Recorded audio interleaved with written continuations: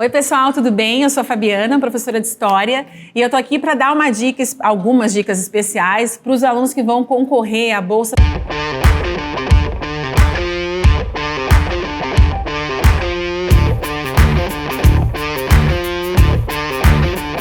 Certo?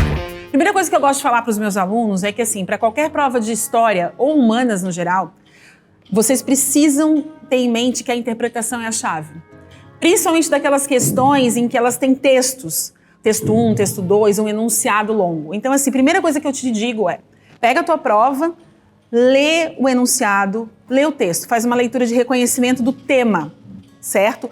Lê as alternativas, volta para o teu texto, grifa as palavras importantes, grifa as palavras que te ajudam a responder a pergunta do enunciado, a pergunta a qual tu vai ter que escolher uma alternativa. Caso a questão não tenha texto, faça uma leitura bem atenta das alternativas. Porque tem um não, um sim que não deveria estar ali, uma data fora do contexto, e isso vai te ajudar a fazer uma prova com tranquilidade, principalmente se caiu aquele tema que tu não domina, certo? Então eu vou te dar agora umas dicas referentes ao conteúdo. Quando a gente está falando do segundo ano, uma coisa importante que vocês têm que lembrar é que a história é uma ciência, certo? E ela é uma ciência que vai se preocupar com a relação que o sujeito estabelece com esse conhecimento, a relação que a gente estabelece com a memória e a relação que a gente estabelece com tudo aquilo que é objeto histórico, os monumentos, as praças, os teatros, um livro antigo, um caderno antigo, certo? Específico para os segundos anos, o que eu quero que você lembre para essa prova é o seguinte: que tudo aquilo que é construído, é definido como uma memória, que é definido como um monumento, ele é necessariamente escolhido por alguém, certo? Por isso, e você precisa lembrar, que no século XIX houve um debate muito grande a respeito do que deve ou não ser considerado monumento histórico, certo? E esse debate, ele vai trazer uma discussão bem interessante. Por exemplo, eu sou dona de um prédio antigo, e esse prédio eu fiz determinado uso com ele. Eu, enquanto proprietária, usei aquele prédio. Eu quero demolir. Só que aquele prédio ele tem mais de 100 anos, por exemplo. Então ele tem uma função dentro da sociedade que vai além do seu uso. É uma função de beleza, é uma função cultural. Daí você tem que lembrar que todo esse debate sobre monumentos históricos vai tocar num tema, num conceito específico que é de preservação. Quem preserva, por que preserva e quando esse monumento vai ser preservado, certo?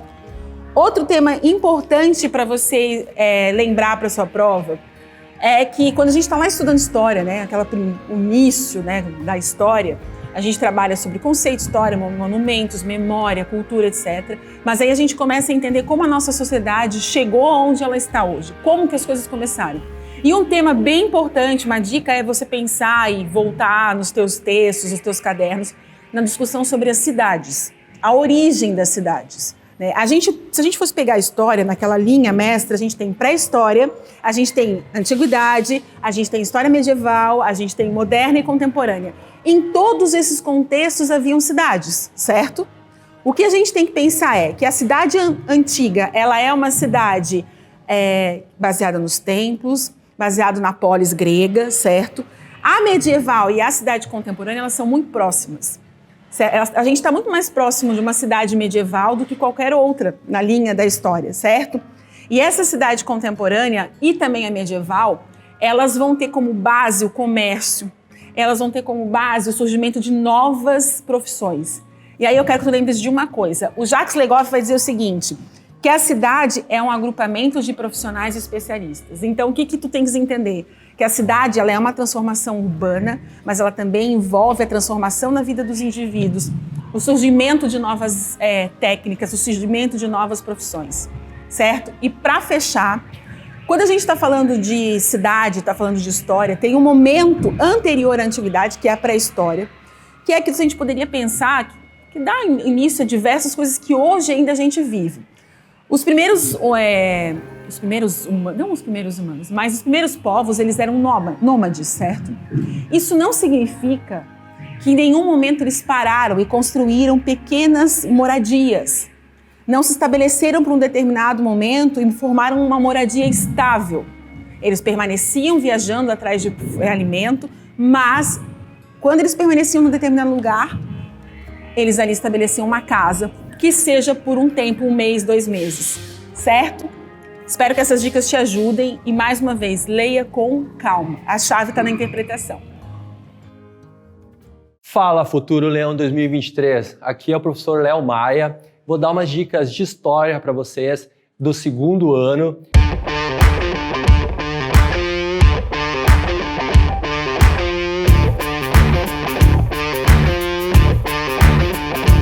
E a gente vai trabalhar hoje a Primeira Guerra Mundial, tá beleza?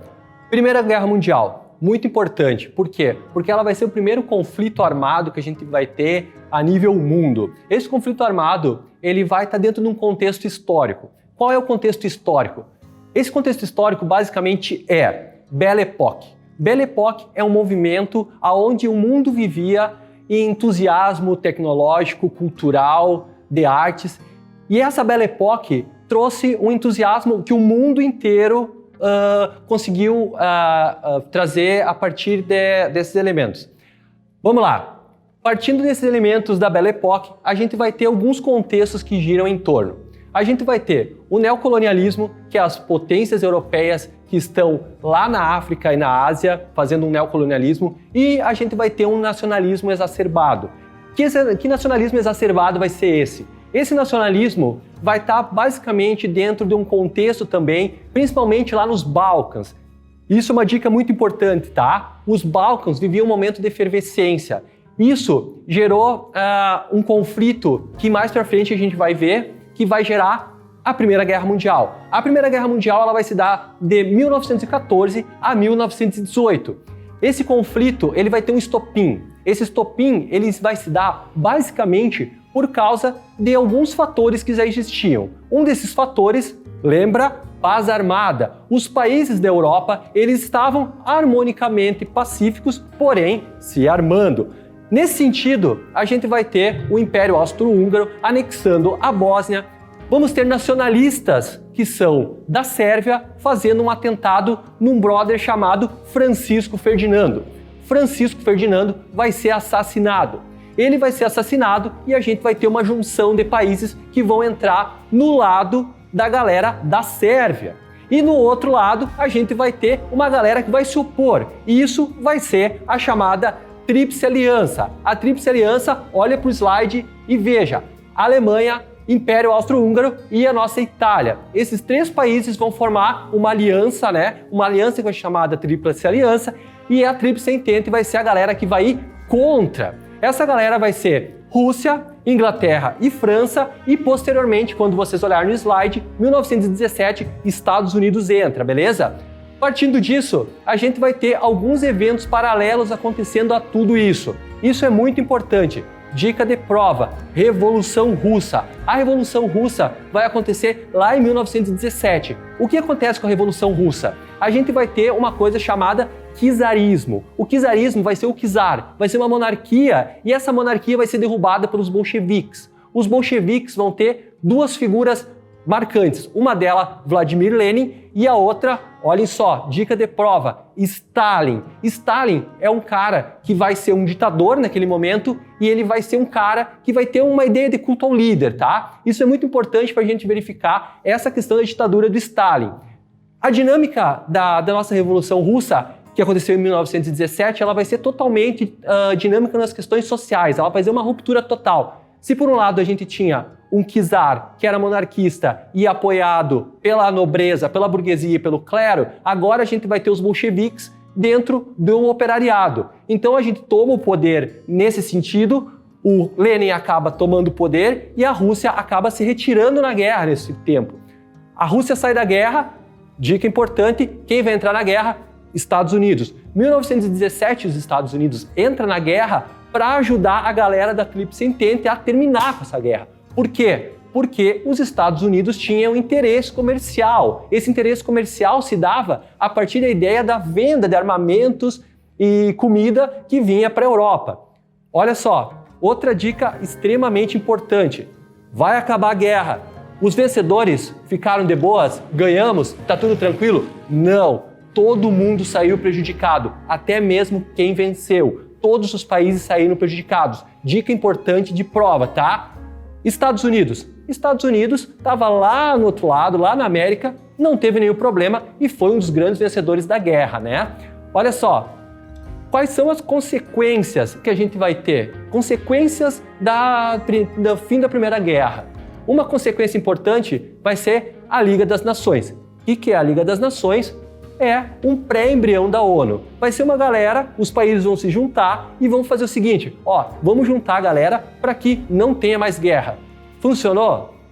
Wrong. Não funciona porque vocês já sabem, vai ter a Segunda Guerra Mundial e aí a gente vai ter a criação da ONU pós-Segunda Guerra Mundial. Então a Liga das Nações não funcionou, mas foi uma ideia, beleza?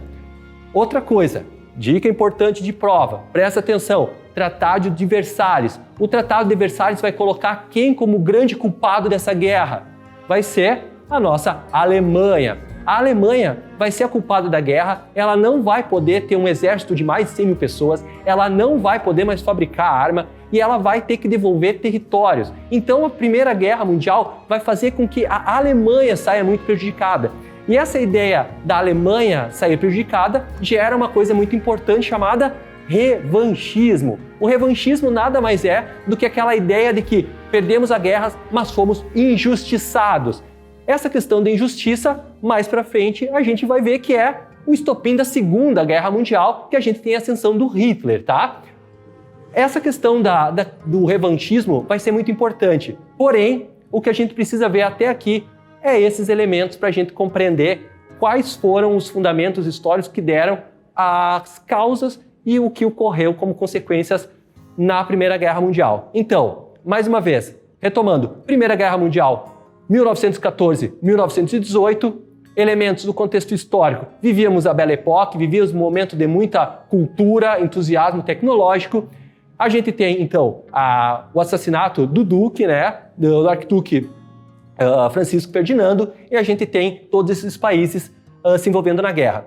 Tá? Beleza, galera?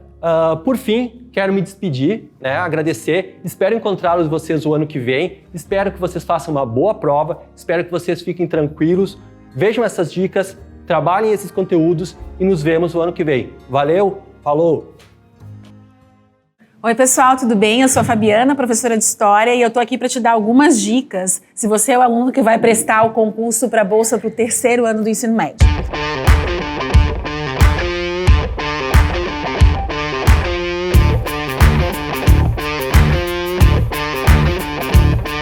Primeira dica, o mais importante numa prova de humanas, seja história, filosofia, geografia, sociologia, é você ter uma leitura bastante atenciosa do texto, do enunciado, das alternativas. Então, primeiro, leia o texto, a questão e identifique o tema da questão, ok? Num segundo momento, tu faz uma nova leitura e aí tu vais identificar o tema, mas você vai começar a pontuar no texto as palavras-chave, circular palavras que conseguem te ajudar a responder a pergunta que está sendo feita. Se a tua questão não é uma questão que tem um grande texto, só grandes alternativas, né, um enunciado curtinho, o que tu vai fazer? Tu vai ler a questão toda e vai ler devagar, com calma, cada alternativa, porque pode ter certeza, sempre tem uma data fora do lugar, um não ou um sim que não deve fazer parte daquela questão, e aí você consegue estabelecer relações mesmo quando aquele tema não é um tema do teu domínio. Tá? Então a interpretação é a chave, ok? Vocês sabem que esse ano a gente está comemorando o bicentenário da independência. Então a primeira dica que eu te dou é leia sobre a independência do Brasil, que aconteceu em 1822, tá? Até, se você quiser fazer uma pesquisa mais aprofundada, o site da ANPU, que é a Associação Nacional dos Professores Universitários de História, tem vários textos bem legais, algumas crônicas sobre a independência, tá? Vale a pena. O que eu quero que você lembre para a sua prova? Então, a data, por favor, 1822, o ano da independência. A independência é proclamada e, na sequência, isso não significa que a gente acordou, que bom, somos um país independente, está tudo resolvido, agora nada disso. A partir da declaração da independência, a gente vai ter o quê? Um processo de construção de uma nação. Então, o Dom Pedro I, que foi o nosso primeiro líder, ele vai precisar lidar com várias guerras de independência, que são os conflitos nas mais diversas províncias entre os portugueses que moravam no Brasil, e eram muito próximos a Portugal ainda, versus os brasileiros, certo? Outro ponto importante desse período é que o Dom Pedro precisou, então, para construir essa nova nação, criar uma Constituição. certo? Então, em 1823, ele chamou a Assembleia, ele convocou uma Assembleia, deputados, para construir essa Constituição. Esses deputados construíram um texto que não agradou Dom Pedro. Então, ele instala a Assembleia e logo na sequência ele cancela a Assembleia e escreve a Constituição com as pessoas de sua confiança. E aí você tem que lembrar, essa Constituição foi outorgada em 1824. E por que você tem que saber que ela foi outorgada? Porque toda Constituição outorgada ela é imposta, ela vem de cima para baixo. Promulgada é aquela Constituição que é escolhida e é escrita numa Assembleia, ok? Essa Constituição tem um ponto ali bem específico. Nós sabemos que desde o século XVIII, principalmente a partir do século XIX, que os países eles se organizam em 3 poderes: executivo, legislativo e judiciário.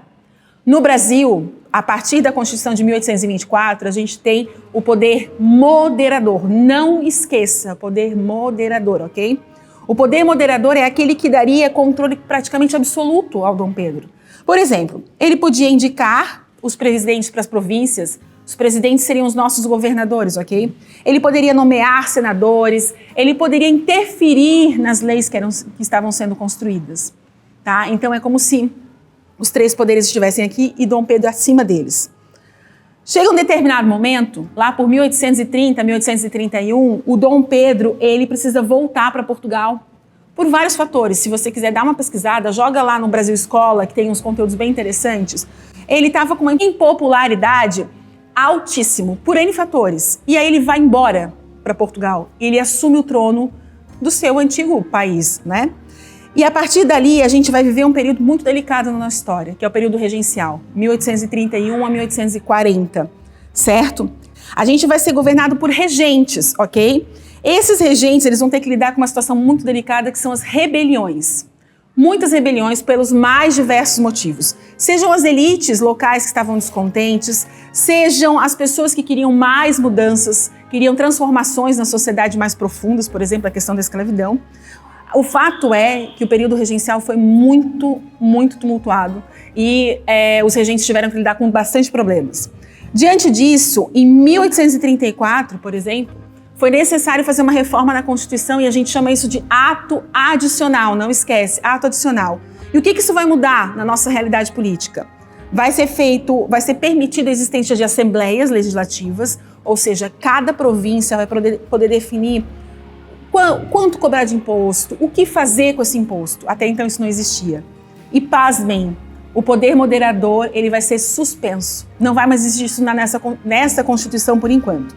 E aí, então, nós vamos ter um regente, até então eram 3, nós teremos um regente que vai permanecer no poder por 4 anos, ok? E esse regente vai ser eleito pela Assembleia Geral, ok? Agora, outro detalhe bem importante desse período é que vai ser suspenso o Conselho de Estado, que era uma instituição muito, muito comum nas monarquias, que era um grupo de pessoas próximas ao regente ou ao rei que ajudaria no governo, e isso foi suspenso, certo? Então a dica mais importante que eu posso te dar, volta lá na tua apostila, no teu material didático e lê sobre a independência do Brasil até 1840, tá bom? Se cuidem!